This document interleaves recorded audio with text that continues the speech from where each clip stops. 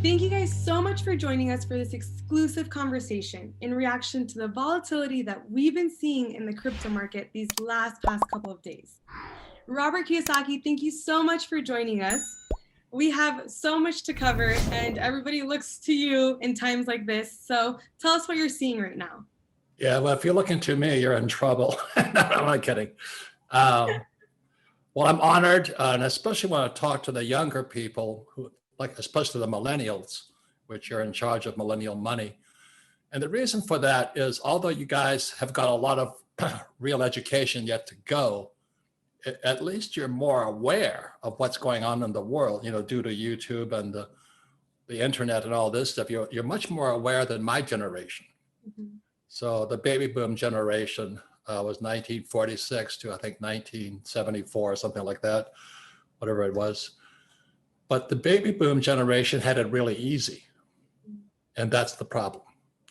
And so when it comes to real education, it's like, so the boomers have spent all their lives learning how to use their right hand. And now they know something is changing, but they can't change. Mm-hmm. So it's like saying, I'm going from my right hand, I'm going to have to learn how to eat with my left hand now. And so what happens is the brain gets kind of locked into a mode. And then you have to kind of relearn everything again, because learning is really physical. It's not just mental like they have in school. So like if I wanted to learn, I'm fourth generation Japanese and I don't speak Japanese at all. Man, because I spent 74 years speaking English. If I have to learn to speak Japanese, I'm in big trouble because I'll be dead before. Anyway, well, I flunked out of Japanese, I flunked English, I flunked French, and I flunked Spanish. So my chances of surviving in Japanese are none. But anyway, it's the same as education. So you millennials have a better chance because at least you're aware that something is messed up. And the boomers had it really easy. And they're in serious trouble right now because, as most people know, except the boomers, Social Security is broke, Medicare is broke, and their pensions are broke. And without financial education in our schools, guys like my age are in serious trouble. But anyway, the reason I'm going to talk about Bitcoin today is I'm very optimistic on Bitcoin. I own Bitcoin. I'm going to buy more Bitcoin, but I'm going to say horrible things about it. So if you can't take it, you shouldn't listen to this program. But I will explain why I like Bitcoin. I also have Ethereum. I have no Doge coins and all those other things. To me, that's different. That's a mania. So does it make sense to you? I mean, it's people don't know what they're doing. They're speculating. Yeah, no, and I think that's what's going on. There's a lot of information, like you said in the past, prior. Boomers rely on their retirement. These millennials rely on information, but they're receiving, I believe, the wrong kind of information. Correct. And so that's why I think today's interview is extremely important, because you can tell us exactly what kind of future you see for Bitcoin, as opposed to all this fake news we're hearing. Well, it is fake news because, they said, well, the reason Bitcoin crashes is because China said they didn't like Bitcoin or something like that. And Elon Musk didn't like Bitcoin. That's not the problem. You see, China has not liked Bitcoin forever. In 2013, they said, don't buy Bitcoin. 2014, they said, don't buy Bitcoin. 2015, they said, don't buy Bitcoin. And 2016, I think they said, don't buy Ethereum. Mm-hmm. So when the press comes out and says the reason Bitcoin crashes is because China trashed it. Well, they've always trashed it. Yeah. That's not the reason it's crashing. and from what we were discussing earlier and what I've been reading, I mean, this has been an issue since like 2019 as well, where they weren't even accepting it, and they just came out and said it again, and now it's all hot news apparently, and so people are dumping their Bitcoin. And and for those of you tuning in, if you hate Trump and you like Bitcoin, you'll probably hate me after this. But anyway, I'm going to tell you what I know. I don't want to swing either way. It's like I said, there's a lot of fake news out there. So I love Bitcoin. I almost bought it. I think it was 2017 when I was at 20,000, but I didn't. And I'm going to say this much here. Okay. This is real financial education, what they don't teach you at school. So there's three kinds of people in the world when it comes to money. There's an investor, a trader, and a speculator.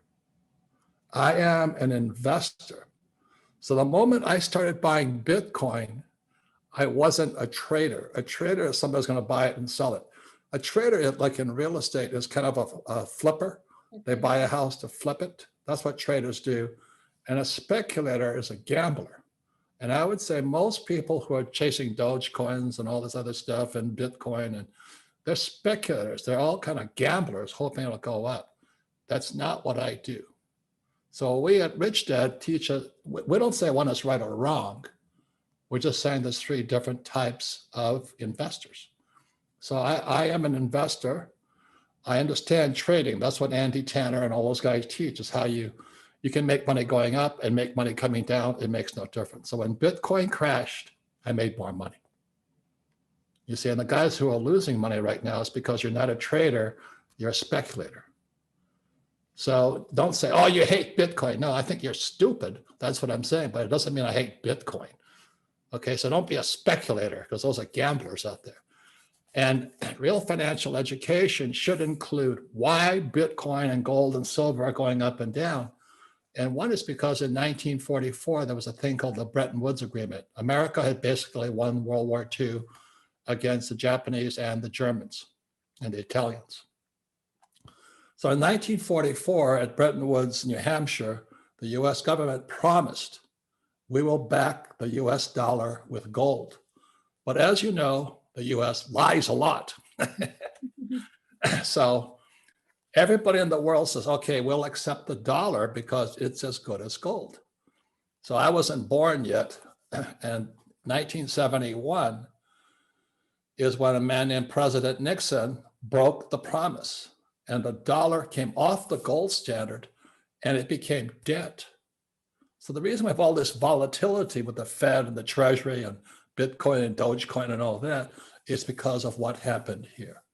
So in 1971, the reason your father and I traveled the world teaching financial education is because this changed all the rules here. Okay. So what happened in 1964, I started buying silver. I was 16 or 17 years old. And in 1972, I started buying gold at $35 an ounce. But in 1971, it was illegal for Americans to own gold. And I was a pilot in Vietnam flying for the US Marine Corps. And I thought it was really strange that it was illegal for an American to own gold. Mm-hmm. So I became suspicious of the Federal Reserve Bank and the Treasury. So when I meet most Bitcoin investors, they don't trust the Fed and the Treasury either. They don't trust Biden. They don't especially like Kamala, and they don't trust Nancy. Bitcoin guys and women are rebels. Mm-hmm. And Rich Dad is a rebel brand. That's why I don't say go to school, get a job, work hard, save money, get out of debt, and invest for the long term in the stock market. I don't do any of that because I don't have to. I have taken 3 companies public. I started the business, took it public and all that. Once I understood how the stock market works, I wanted nothing to do with it. So as you know, Alexandra, in our company, we don't have a 401k. And we don't tell you what to do after that, but we don't recommend you save money either. Because why would you save money? Because after 1971, the Federal Reserve Bank, which is not a bank, it's not federal, it's not really, there's no money in it, and the US Treasury can print money. Those savers are losers. And the school teachers are still telling people to save money. So all you Bitcoin people out there, this is what I do. I save gold, I save silver, I save Bitcoin, Ethereum, and bullets. What I find extremely interesting while you're talking right now is because, you get excited when things like this happen. And while other people are panicking over this Bitcoin crash, you're like, hey, it's on sale. This is an opportunity. And I think that's the key. It's the lack of financial education that we're seeing during a time like this, where it can really, take a downturn in someone's financial status if they weren't prepared for something like this. And so I think the beauty of what you were saying, this is something long-term. It's not just to trade and speculate. That's the key right now. And so many people are missing out on this. But something I'm also realizing while you talk is, okay, so their attempt to gain power and regulate this and the economy really just adds value to the Bitcoin, just like it did for gold and silver, right? Yeah, let me finish this because I'm going to go macro. Yeah. As I said, Bitcoin guys, they're, what's this big? Their minds are that small. I was just in Cancun, Mexico, and there was several Bitcoin millionaires in there, and they're all trying to get me to buy more Bitcoin. I said, why? It's high. That's like me buying Apple stock. It's too high. Mm-hmm. I want to wait till it crashes. So anyway, the reason I want to do this is because so many of those young guys out there about your age, they're Bitcoin millionaires. But as the market started to crash, they became afraid. And the reason for that is because they got rich being speculators. They got lucky. They just happened to buy 10,000 Bitcoin at $1 each, and now they're multimillionaires. But as it comes down, and the reason they're afraid is if Bitcoin goes to zero, which it possibly could, I'm not saying it will, they're wiped out. And so what we teach at Rich Dad is how I've made it and lost it, I've made it and lost it. But that's how you really learn. And the reason school teachers are poor is because they tell you not to make mistakes. I've made so many stupid mistakes. I mean, your father and I have, if you look up stupid people, we're probably at the top of the list. But we keep bouncing back. And that's really what entrepreneurship is. But our school system teaches you to be employees. So anyway, let me go on the big picture again. So this was Rich Dad, Poor Dad. This is financial education, how to be a capitalist. You have to have income. So income statement and income statement. This is a balance sheet. There's another thing called a statement of cash flow.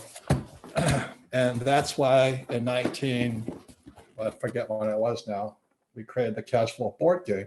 This is a capitalist tool to teach you how to think like a capitalist. And if you read Rich Dad, Poor Dad, that's all this book was. Rich Dad, Poor Dad is a book on the most boring subject on planet Earth, accounting. So when I was 9 years old, my rich dad started teaching me this playing Monopoly. So Kim and I created this board game here because Monopoly doesn't have a financial statement in it. And so that's makes this game so powerful. It's a capitalist tool. And that's why school teachers hate it, because they want you to be employees like them. Go to school, get a job, save money, pay your taxes, and get out of debt, and invest in a retirement plan. I don't do any of that. I refuse to. And most Bitcoin guys have the same bad attitude I have. But the problem is they're afraid of losing now because they don't know how to make it back. And that's why I said it here, that they think too small. So when you look at this is how big it is.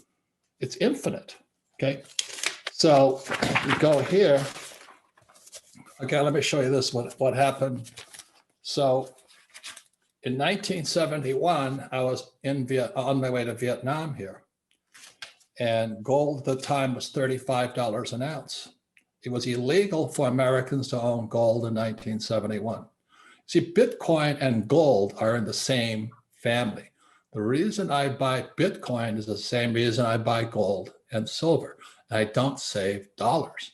Why would I save something they can print? Doesn't make sense to me. Okay.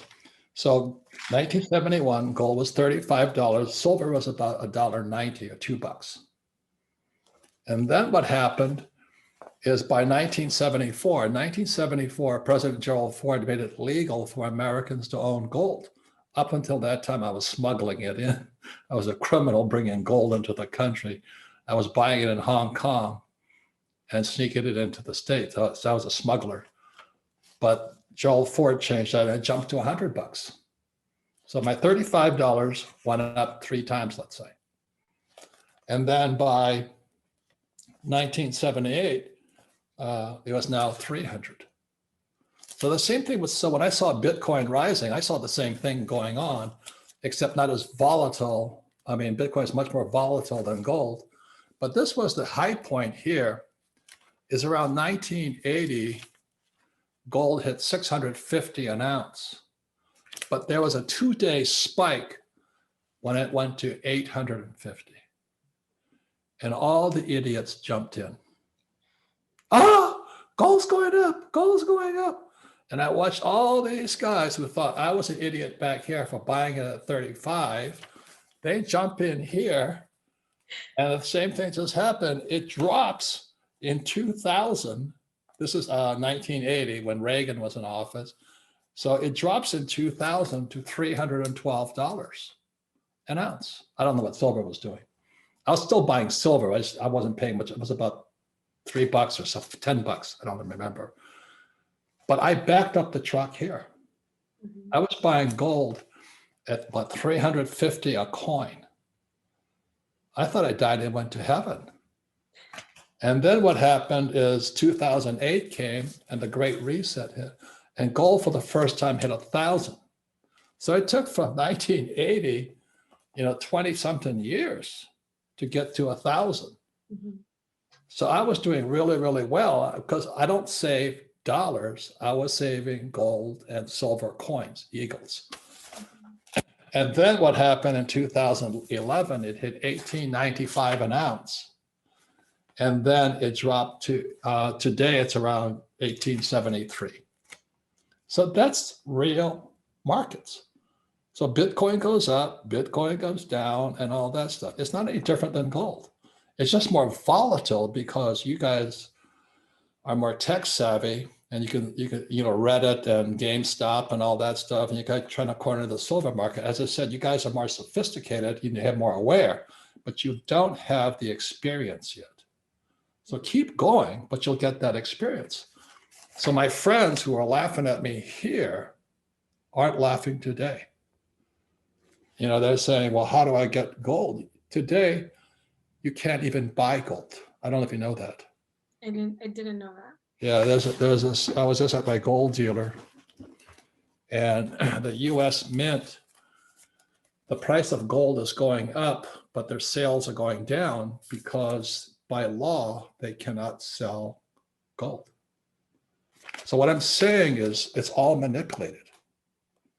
It's 100% manipulated. What happened in 1980 was the Hunt brothers from Texas tried to corner the gold market by manipulating silver. So silver hit $50 an ounce in 1980. Today it's around $27, but you can't buy any. Mm.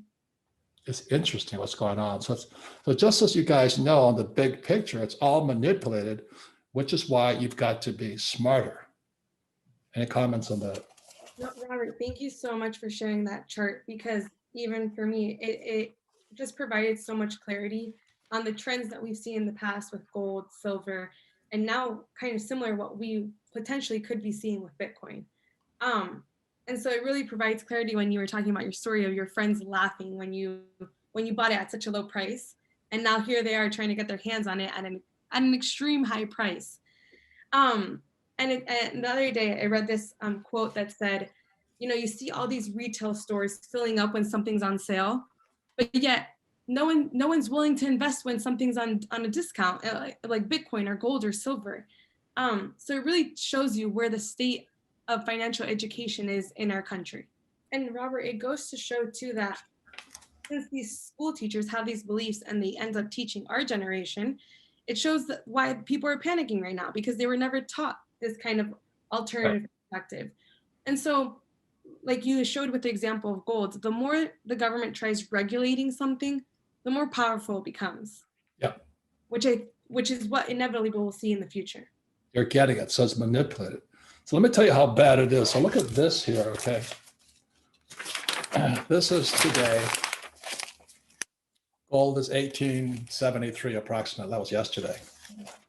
But this is the US Mint in silver eagles, which is my favorite coin. Even though the demand is through the roof, sales are down by 75%. Gold eagles, which is my second favorite coin. I have lots of them, by the way. Sales are down by 41%. So how can sales be down when demand is up? How's that even possible? And then these are, they're called buffaloes, or they're blanks. Buffalo, it's like Indian head nickel or Indian, buffalo dime, whatever it is. It's down by 67%. That was yesterday. So it's 100% manipulated. It's just like when the Biden administration comes out and says China is going to ban Bitcoin. Well, they've been banning it since 2013. Mm-hmm. And so anyway, this is the next thing is on the macro. I'm not in, see, guys in Bitcoin are thinking this big. It's the smallest part of the market. Mm-hmm. There's more opportunity if you think like an entrepreneur. There is so much opportunity. So anyway, is why I don't save money is because in 1971, the dollar became debt and taxes. See, 1944, the dollar was backed by gold. In 1971, because we were buying so much stuff from Japan and Germany and all that, they started to cash in the gold. They started saying, we don't want the dollars, we want the gold. So Nixon had to change take the dollar off the gold standard in 71 when I was just about to go to Vietnam. And they changed it to debt, IOU plus taxes. So that affected my thinking when I was about your age. I was about 25 years old and my poor dad kept saying, go back to school, get your master's, get your PhD. And I said, I'd wind up just like you, Dad. I'd be a school teacher who's broke. He didn't like that answer. And so around 1974, I followed my rich dad's footsteps. But anyway, so this is for real. These are assets here. The biggest market are called derivatives. Derivatives are fake assets. Like an ETF is a derivative. A stock is a derivative. It's a massive market. That they now have some kind of Bitcoin derivative and all that, but it's a tiny market. The next big market are bonds, huge market. That's debt, huge market for bonds. And then this comes stocks, huge market for stocks. And these guys are worried about crypto. Going, hey, there's more opportunity all over this place. And then there's businesses. The richest guys on earth own businesses. That's why Elon Musk is a billionaire. That's why Bezos is a billionaire. They didn't get it, climbing the corporate ladder. They made the corporate ladder. And that's kind of entrepreneurs I'm talking about. And that's what we at Rich Dad teach people to do. Then there's real estate. And the reason I have so much real estate is because real estate will give me as much debt as I want. And the more debt I use to buy real estate, same as your dad, we don't pay any taxes. Mm-hmm. So Trump uses debt and he doesn't pay any taxes. You know what I mean? But the Clintons said that Trump was a crook. And she says, but you don't pay any taxes. And Trump, this is in 2015 or 2016, he says, so when Hillary Clinton said to Trump during the presidential debate, but you don't pay any taxes. And he says, that means I'm smart. And the socialists, all the school teachers, they hate him. But they don't know how to make millions and pay no taxes. And Alexandra, at Rich Dad, I'm always talking about how much tax I don't pay because I think I'm smart too. So that's real macro financial education. Meanwhile, the crypto guys down here are worried about Bitcoin going up and down. They're more afraid that if it goes to zero, they don't know how to come back because they don't have this picture here. So then there's real estate and then commodities. The biggest commodity of all, as you know, is oil. Next is food. I've made fortunes in oil. You know why? Because I got tax breaks. If I invest $1 million in oil, I get $1 million tax break. And that's what Biden wants to take away. And then there's food. If you really want to get rich, just grow apples and you can sell your apples. You don't have to be that smart. Just plant apples or cabbages or kale. And you can make fortunes in water. Yesterday, that was a discussion we had. Yep. Was the water deal I was looking at investing in. And my friend brought A friend of mine brought Fiji water to market. He made a fortune, you know. So you can make a fortune in water. You can make a fortune in gold, because I've started gold mines. I started a gold mine in China. The Chinese took it. That's why I'm not blaming the Chinese people. I just don't like communists. Okay. And then there's silver. I started a silver mine in Argentina, plata, as they say in Spanish. And then there's crypto. So the thing I was cracking up about when I was in Cancun last week, and all these multimillionaire crypto guys, we just got lucky because they were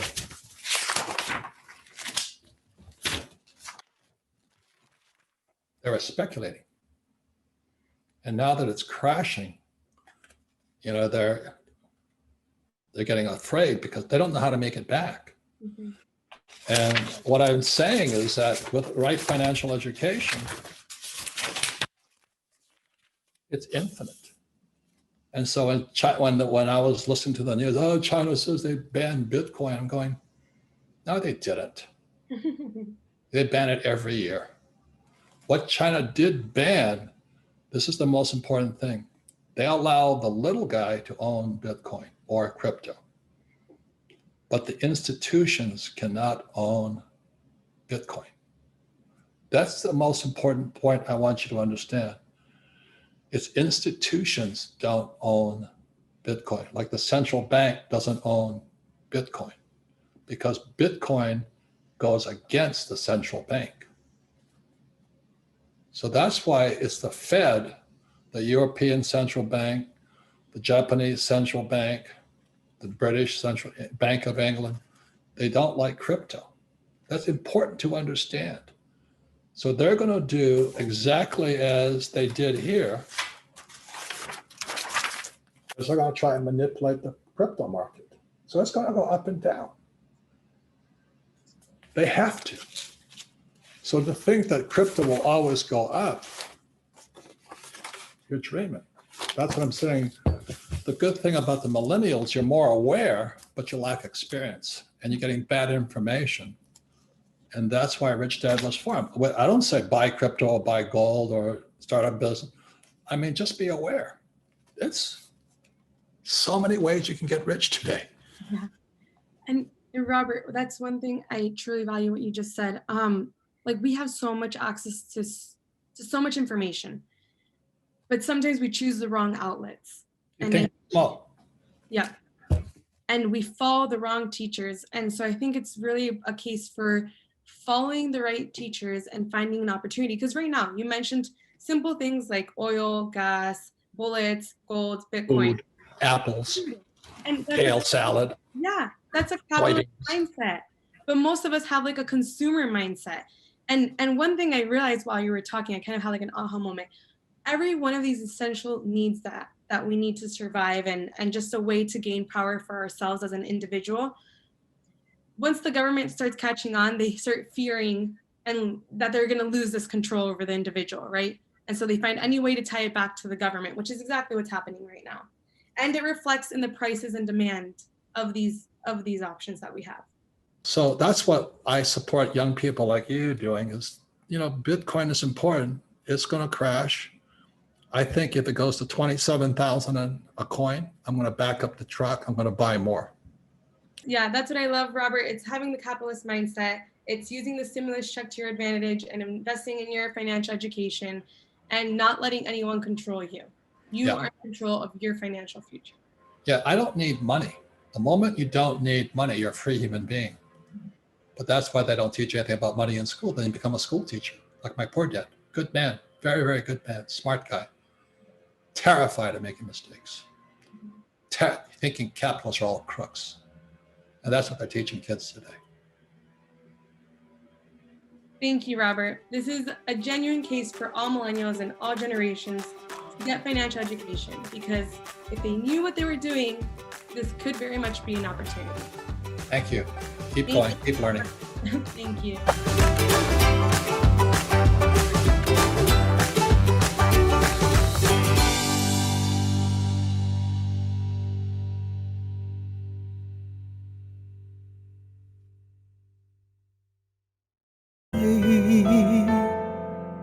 anh không, người hỡi. Bao đắm say ta có bên người còn đâu, làn tuyết trắng mùa đông khóc nhau. Nhìn từng con phố ngày xưa vắng lạnh, nhìn làn tuyết trắng buồn sẽ có quay. Ngày xưa ấy một lần lầm lỡ, thế nhưng lại đau vì ta mất nhau. Người không thứ tha đời ta ngỡ ngàng, để cho thương nhớ về trong lỡ làng.